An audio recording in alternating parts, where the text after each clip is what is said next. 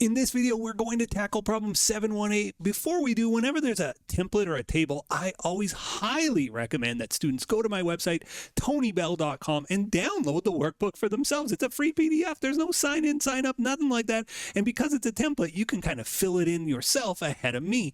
You'll notice as you go through the workbook, there's plenty of free videos like 71A, but there's also members-only videos. If you're finding you're getting great value out of the free stuff, I hope you'll consider joining as a channel member. Thanks for watching, and let's jump into the video. Let's jump into problem 7.1a. We are classifying various accounts that might be cash or might be something else. And here are key distinguishing features. Well, one, is it cash? All right, well, we'll figure that out. Cash, of course, being the most liquid of assets, the thing we might use to pay bills. Two, is it a cash equivalent? And cash equivalent are typically very short-term investments that are going to turn into cash within the next 90 days, 90 days or less. And so these are often called term deposits, CDs, government deposits, very short-term deposits, essentially. And so again, under 90 days being our key to making something a cash equivalent. It's a sure thing investment. There's no uncertainty around whether we're going to collect, and it's going to become cash within the next 90 days. That is a cash equivalent. Restricted cash. That's cash, but we can't use it to pay our bills. There's something tying up that money. There's some other outside force saying, oh, you can't just use this money for whatever you'd like. And we'll talk about that later. And obviously, that's different from cash, from an investor or a financial statement user's perspective, right? That restricted cash.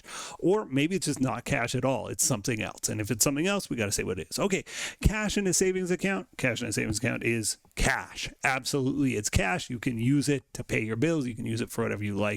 This is cash. It does not need to be dollar bills to count as cash in accounting. Cash in a payroll account. This one's a little tricky. A lot of students look at this and they go, restricted cash because we got to use it for payroll. The answer is no. This is still just cash. You can earmark the cash for something. You can say, hey, this cash is going to be used for payroll, but it's not restricted to that. There's no legal obligation that when I move stuff over from a checking account to a payroll account that I must use it for payroll. In fact, I can move it back out of there and pay my bills with it. The reason we keep payroll accounts is for accounting reasons. It's to help our accounting system along, but there's no legal obligation. You don't have to have a payroll account just because you run a payroll. So because of that, it's just money that you just move from one account to another, and you called it a payroll account. I could call it whatever I want. The next one, cash in a payroll account required under union contract. Okay, now it moves from being cash to being restricted. If I am contractually obligated to keep a balance in a certain account, I can't pay other bills with it. I can't mix and match it with my other money. This, my friends, is restricted cash. Unused postage stamps, well, they're as good as money, and you can count them up and add up the value of the postage, and it's as good as money. It's not money, though. Postage stamps, I would call them supplies or office supplies, something like that. It's an asset, to be sure, but it ain't cash. It's not the same as cash. 100-day certificate of deposit, aka term deposit. Okay, you made you got a 100-day CD.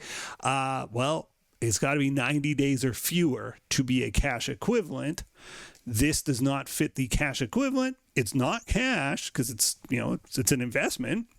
And that's essentially it. It's a short-term investment, sometimes called a temporary investment. This is an investment, though. It's, very much short-term, but it's not cash. Petty cash, similar to cash in the payroll account. It's cash that's used for a specific purpose, but it's not. We don't have an obligation here. There's no contractual obligation that says, that petty cash has to be used for office stuff only. You can't pay your phone bill with it. No, you totally can. So this is just cash. This is money you can use. You want to move stuff out of petty cash somewhere else, you're allowed to. It might not be a good idea, but you can do it. A post-dated check received from a client. A client gives us a check. It's November, and they give us a check dated December 15th. Well, what is that? It's not cash. And in fact, it might not even turn into cash. They could put some sort of stop payment on it, right? It's different from cash. I can't just turn around and pay a bill with that because, the date hasn't crossed yet. It's a receivable. I still haven't got the money yet. It's a receivable until the money shows up in my account. So this is accounts receivable. What is gold? Well, gold, as the name suggests, it's not cash, even though it's something of value. It's rock, golden rock. It's very valuable. This, I would think, if it's what I'm thinking of, it's an investment, right? You bought gold. You are investing in gold. Now, it could be, depending on the company, it could be inventory, right? If you're in the diamond district in New York, or maybe there's a gold district in New York, you're a jeweler and you buy a bunch of gold and you're planning to sell it. Well, then it's your inventory. But for most of us, when we're thinking about gold as money, it's got the characteristics of an investment, a tangible investment, right? It's not intangible. It has a physical form, but this is an investment. Okay, there we go. We've solved 7-1-A. As always, I hope the videos help, and if they do, I hope you'll help me. Thanks for watching. See you in the next video. Bye-bye. The next video in our series is right up here, and if you want a supercut of all of the videos in this series, that's the one down below.